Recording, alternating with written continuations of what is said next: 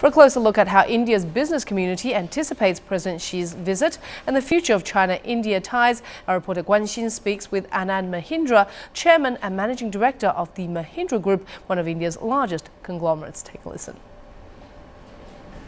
There is a great deal of excitement about President Xi's forthcoming visit to India, and I think there's good reason for that. The relations with China and India, in my opinion, have not lived up to their potential. I think there is a great potential for the combined GDP of India and China to constitute a very substantial part of the world economy. And naturally, as a businessman, that is the potential, of course, that I'm hoping to see the most. But also, from a geopolitical point of view, I believe that if China and India begin to have a closer understanding and working, there are many of the world's problems for which a joint power of China and India can have a very beneficial impact. China and India are the two largest developing economies, and both are also among the most ancient nations in the world. A lot of people like to draw a comparison between the two economies.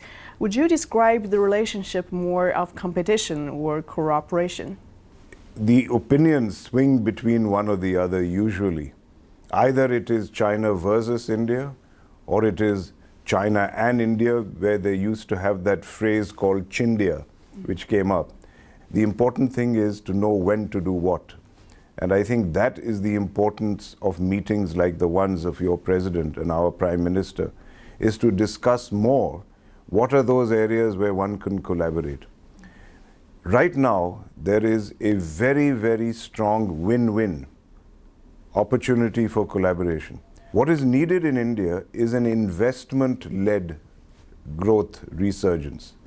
We have had a lot of consumer demand in the past, but we have not invested enough in infrastructure. Unlike China, China's problem is the opposite. China has had investment-led growth and now needs to boost consumer demand. I believe China can play a very big role in investing in infrastructure in India. And behind that investment, I think there's an opportunity for China to build its brands.